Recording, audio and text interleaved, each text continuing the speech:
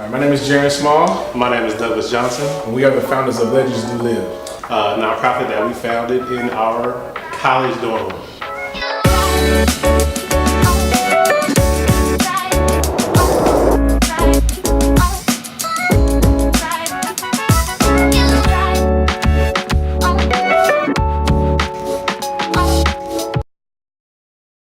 Man, so originally we both went to Prairie View University, and one day it was about around this time how it's cold. It is now about 35 degrees. I'm from Houston, walking outside, going to class, and I see Doug like walking with shorts on and like a t-shirt. And for me being a camp person, I'm like, yo, are you good? You need something? Like, you ain't got no clothes? He was like, nah, I'm from Brooklyn.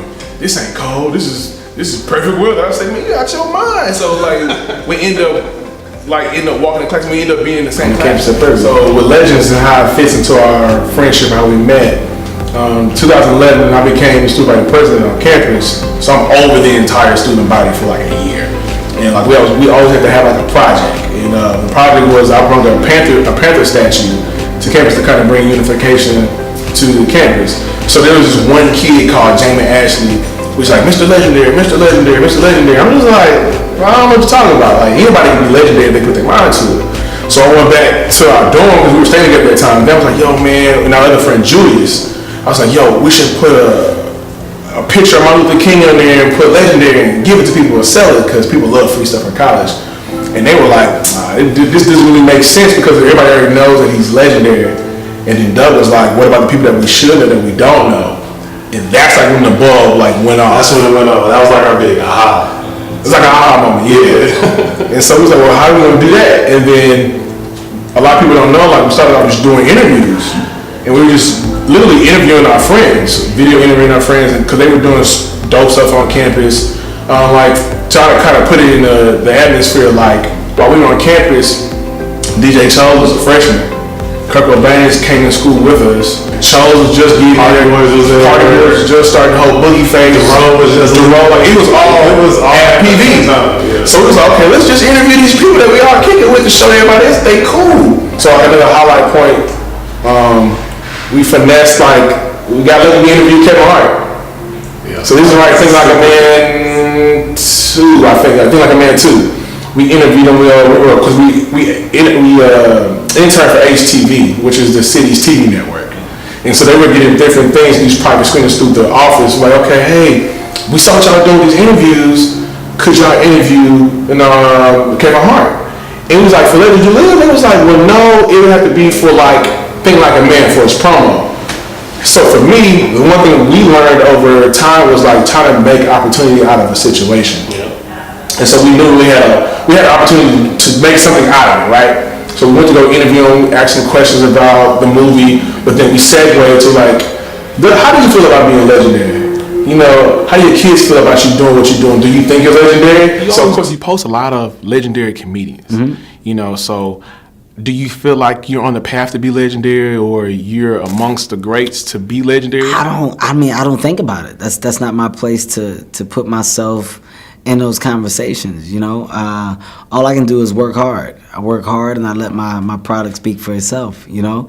When I'm done and it's all said and done, you know, hopefully I can be in that conversation. Hopefully I'm in the record books with the best of it. So of course it gives us those sound bites or whatever, and we use that to kind of catapult us into like another arena. Because okay, now you just did David Banner. Now you back on Kevin Hart. So okay, what are y'all doing? You know, so now people are interested. Eyes watching because again, you're talking about people attracted to progress.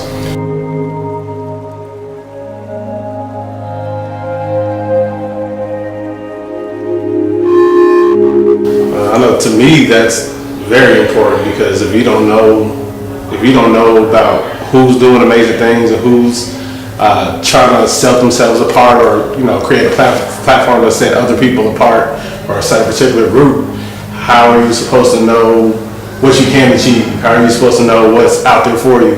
Because a lot of the times you see we're scared.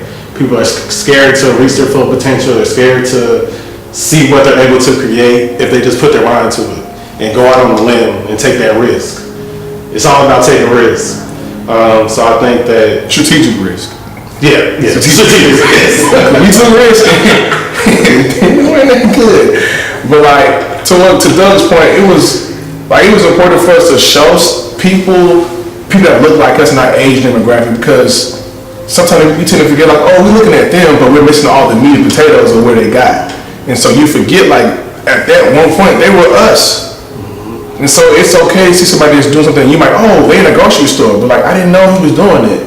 You see me in the grocery store, like, man, it's possible because I went to school with him or her, or I grew up, I was in class. Like, when you see somebody that you can like converse around or joke around a lot, you see them make it, it's like, what's the difference between that person and me?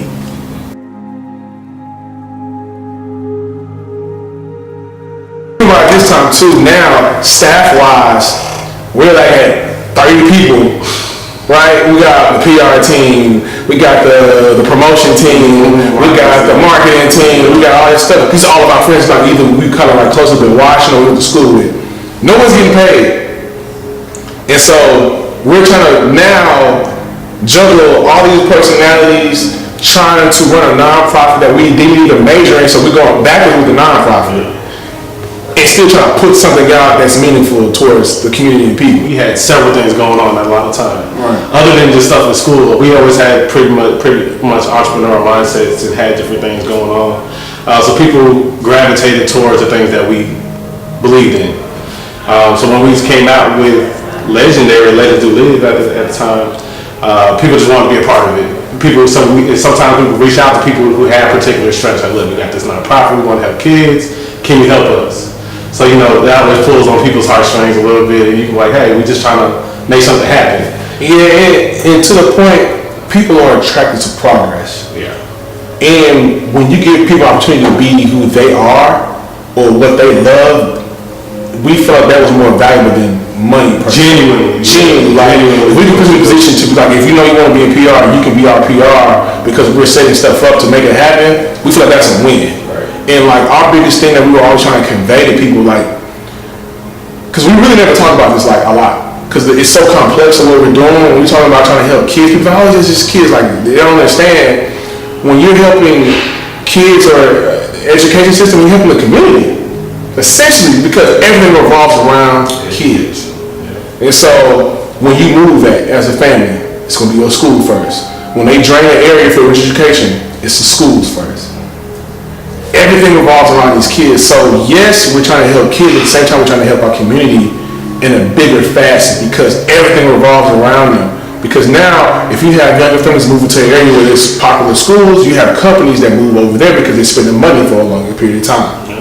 But over time, we learned and start seeing, while we're in the schools, that literacy was still a big thing. Like the reading part wasn't connecting with kids. And so, I think within our 5th year, we're talking about, okay, what are some things that we need to pivot to? And then I will give kudos to Black Sugar again. Sugar, she was like, y'all need to have some type of curriculum. Because at the time she was our president of the company. They need to have some type of curriculum where we're in the schools doing something there every day. It took a while for us to kind of figure it out. Because again, we were still going backwards. Then the phase of the Migos reading the book like Dr. Seuss, the Llama Llama, and all the stuff like that. We was like, okay, this is a real thing. This is like really working. How can we fuse both of the two? And then that's where we sat down with another one of our friends. She's an English teacher. I came to her, I was like, yo, I got this idea.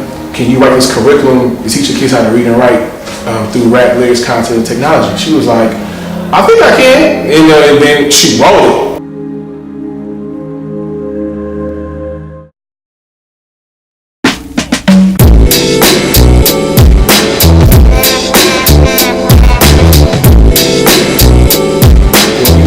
To the classroom and see you're a rapper, you're saying culture to the classroom. I'll tell you how you bring culture to the classroom. Bring culture to the classroom. We want to say we're the future of education, essentially. We're not necessarily changing the content or what it is that they're actually learning, we're just changing how they receive it. It's so many levels to it, so where, like when you initially walk into the classroom's a different color. It may be all red, all blue, all green, because we feel like taking from our culture, going to the clubs, doing stuff like that light creates a certain mood. Yeah. So now if you walk into a classroom, it's like red or blue. You be like, all right, what are we doing? And we took another part of it, started listening to headphones. We love to do that when we do these parties. You tend to focus more because you're locked into that one song, even though you got 3 different channels. So we took this club concept and put it into a classroom. So now off top, they're engaged when they walk in. Before they even sit down, talk about whatever, they engage. And then from there, we're figuring out like what your problem is or ELA issue. And we take an artist through our music research side to fit that, right? So if it's figurative language, so metaphors and similes, a lot of rappers use metaphors and similes a lot. And don't even really know we're doing something we really do. So we identify a metaphor and simile through those rap lyrics that they see in front of them, right? So with the technology piece comes the lighting, the headphones, and then with the Microsoft Surface Pro, they're able to touch stuff, engage with the things that they love to do in this generation. So we're taking the things that they love and just fusing it.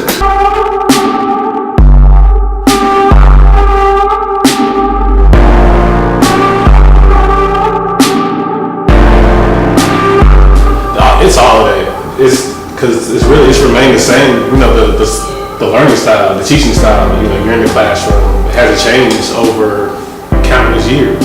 So now, when the generation that we're in, such technology based, we have to try to change the narrative a little bit about how we're giving them knowledge. Otherwise, they won't receive it correctly, and they're gonna have bad grades, and they're not gonna want to learn. Which is why we have the problems that we face. He give you the politically correct answer. I feel like education is controlling people. It helps you to learn how to get people to a certain process, right? So when you start elementary, the end goal is college. Because when you go to college, you're supposed to get this job, you work for 30, 40 years, get your 401k, then when you look up, you're not happy. Because they've been teaching you to do this for so long. And a lot of these kids in situations don't want to go to college. They're growing up too fast. They're working 2 or 3 jobs. They're the oldest of 8. Their mom not there, their dad not there. And they're growing up too fast. They're missing their childhood to where, now they're going to go straight to work. And you look up and you're not happy. And so with education, everybody that's even in this room, watching the interview, you've had a teacher at some point in your life that's helped you, whether it be a mentor, a coach, an actual real teacher, a pastor. Those are all teachers. And so for that to be looked down and kind of be like, let's not put our resources into actually evolving people, that's crazy to me. So with reading a rapper, we found a way to, 1, educate, but 2, educate the way that we want our kids to be educated from, and 2. So we speak their language completely. We can identify a different language through reading a rapper, a different culture through reading a rapper. We can introduce all that to you through just music. Hip-hop is the number 1 listened to music in the world. How you retain information is music. Look how fast you can retain a song when you listen to it. So how can we bring that concept into school so we can retain what you're learning?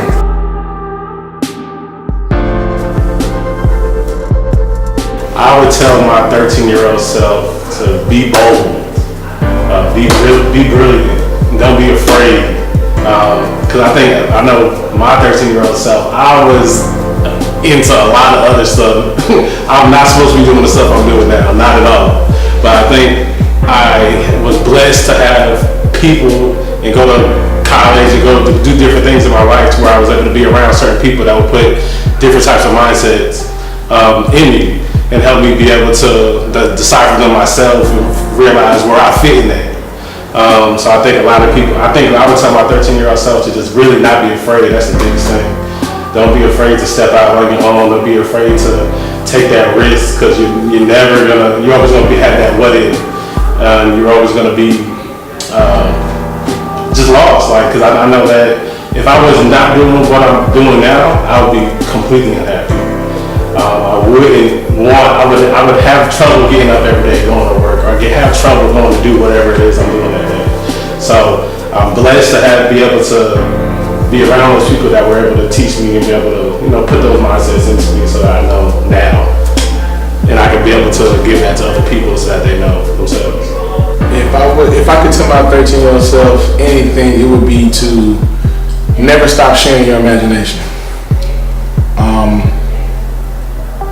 Your imagination is probably the most unique thing about you, the most purest thing in your DNA strand, because that allows you to be who you are. I don't have to try to be somebody else because that job was already done. Share it. Don't be afraid to talk about your dreams, your ideas to people, because somebody's going to sell it. Because if it's for you, it's for you. It's not going nowhere. How you get there, that might be different. That's between you and God. But always share your imagination. Like, it's like a muscle, right? If you don't share, if you don't use it so much, you'll lose it. And I think a lot of adults, they lose their imagination. That's when they become adults. Most prolific people that we see in the world, or that we look up to, that we follow, they have their imagination still. They never lost that kid part in them. They just evolved. So that whole growing up thing, I hate that term. Like, I'd rather say, just keep evolving and share your imagination.